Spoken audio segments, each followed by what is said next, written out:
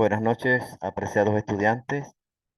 Vamos a iniciar la clase del día de hoy referente a los transistores BJT. En esta oportunidad vamos a hablar sobre un poco sobre la polarización del BJT, la configuración y las zonas de trabajo. Al final estaremos resolviendo un pequeño circuito con transistor. Aquí estamos observando en pantalla eh, dos transistores BJT, transistor bipolar de juntura. Tenemos a la izquierda el transistor NPN y a la derecha el transistor PNP. La diferencia en cuanto a su símbolo es que en el transistor NPN la flechita en el terminal de emisor sale y en el transistor PNP la flechita entra. Observamos que el transistor tiene tres terminales: base, colector y emisor.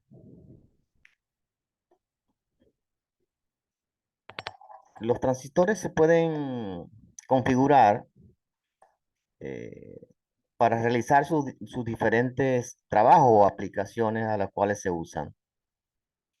En una próxima clase veremos pues en más detalle las diferentes configuraciones del transistor o explicarlo en más detalle.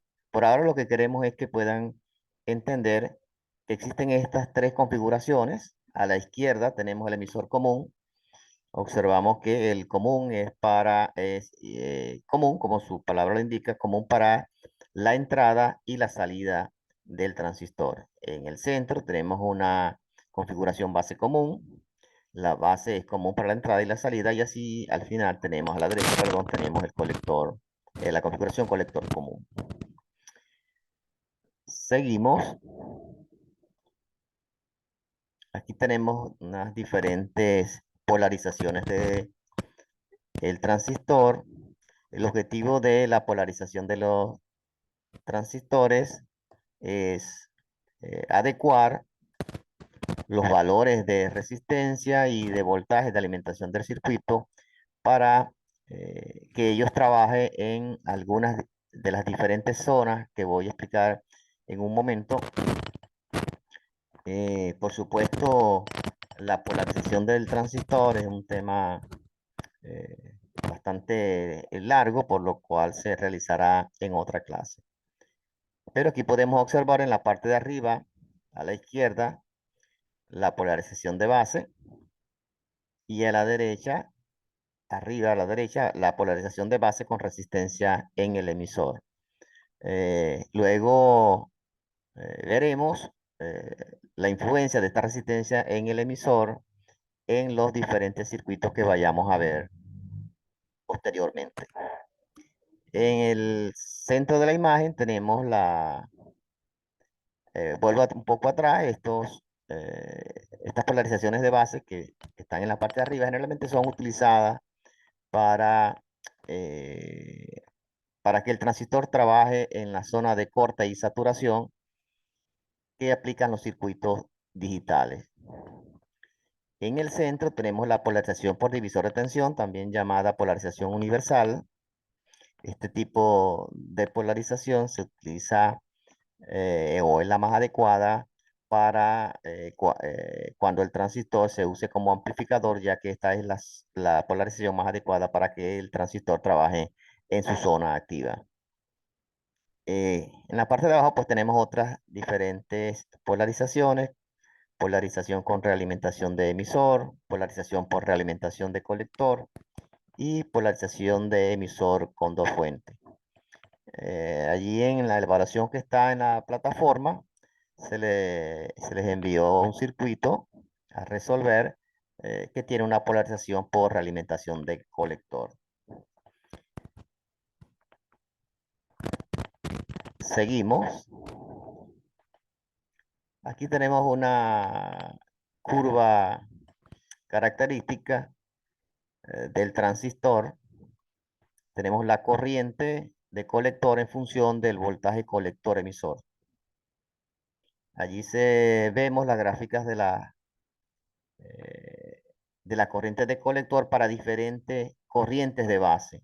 No aparece allí, pero esas gráficas que están en color rojo es la corriente de colector en función de diferentes corrientes de base. La recta que está de color azul es la recta de carga. Allí podemos ver en el centro de esa línea trabajo, ese es el punto de operación, ¿no? El punto de trabajo del transistor. Eh, si queremos nosotros utilizar el transistor como amplificador, entonces este punto de operación debe estar allí en el centro, aproximadamente en el centro de la gráfica. Aquí se trata de mostrar las diferentes zonas del transistor. Tenemos la zona de corte, que es en la parte baja de la gráfica, donde aparece allí IB igual 0. Allí podemos determinar que la corriente de colector es una corriente muy pequeña, por lo que se dice o está el transistor en corte, es decir, la corriente de colector es 0. Y el voltaje colector emisor es muy cercano al voltaje VCC de alimentación. En la recta de carga, arriba, a la izquierda, en la parte de arriba, toda esa zona allí, es decir, cuando tenemos un voltaje colector emisor muy cercano a 0, entonces decimos que el transistor está en la zona de saturación. Eh, la corriente de colector se satura, ya no responde a la corriente de base o de entrada. En la zona céntrica de la recta de carga se encuentra la zona activa. Esa es la zona donde la corriente de colector depende de la corriente de entrada. Existe en el transistor una ganancia de corriente en emisor común que, que al ser multiplicada por la corriente de base, eh, se hace grande esta corriente de colector. Entonces esa es la zona donde el transistor, pues, se dice que puede amplificar la señal. Vamos a avanzar un poco.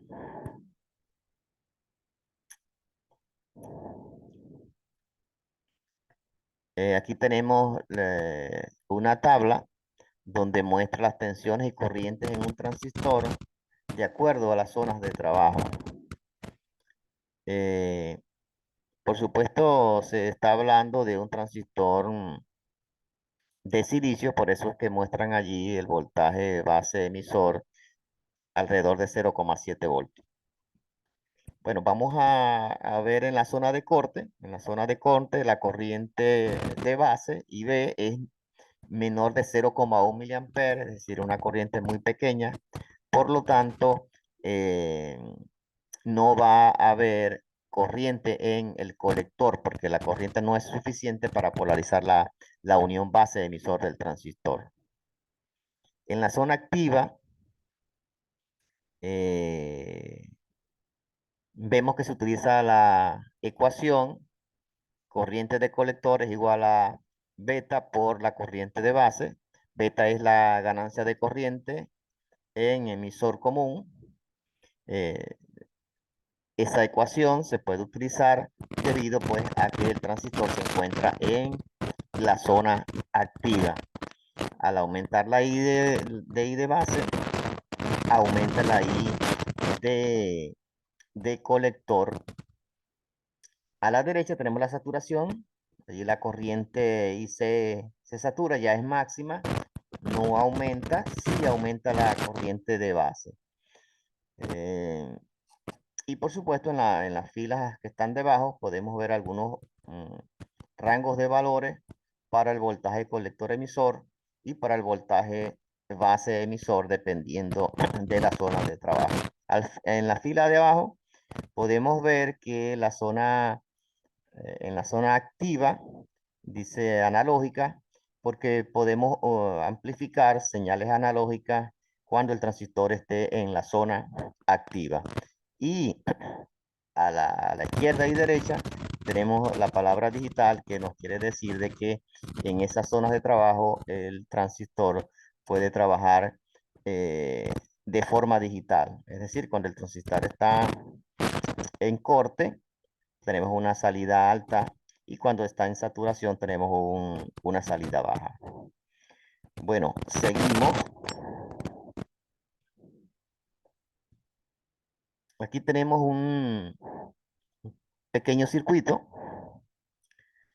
que nos va a ayudar a entender un poco cómo trabaja el transistor y cómo hallar algunos parámetros, en este caso la corriente de base, corriente de colector, corriente de emisor, voltaje colector emisor y voltaje colector base. Nos están indicando de que la ganancia de corriente en emisor común es de 150. Bueno, para resolver este circuito, tenemos que visualizarlo como un circuito de dos mallas. Tenemos la malla de entrada, conformada por la fuente de 5 voltios, la resistencia R de base, o R sub B, que tiene un valor de 10 kilo ohmios, y la unión base emisor. Si aplicamos la ley de voltaje de Kirchhoff en esa malla de entrada, podemos obtener la ecuación que aparece en la parte de abajo, donde dice que I sub B es igual al voltaje base, que es en este caso 5 voltios, eh, menos el voltaje base emisor, dividido entre la resistencia de base. Si se resuelve esa operación matemática, se obtiene que la corriente I de base es de 430 microamperes, lo que corresponde a 0,43 miliamperes. Se está suponiendo de que es un transistor de silicio, por eso es que en esa operación matemática aparece voltaje base emisor 0,7 voltios, que es el voltaje umbral de la unión base emisor y del transistor BJT. Estamos suponiendo el transistor trabajando en la zona activa, por eso es que utilizamos la ecuación I sub C es igual a beta, que es la ganancia de corriente, multiplicado por la corriente de base.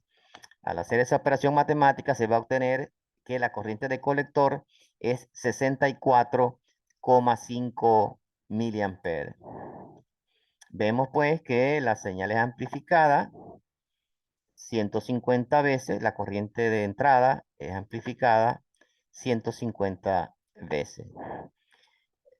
Para hallar la corriente de emisor, perdón, podemos ver el transistor como un nodo donde la corriente de salida sería la corriente de emisor y las corrientes de entrada serían la corriente de base y la corriente de colector. Es decir, que al sumar la corriente de base y la corriente de colector, nos vamos a obtener la corriente de emisor. Al hacer esa operación matemática, vamos a observar que la corriente de emisor es 64,93 miliamperes.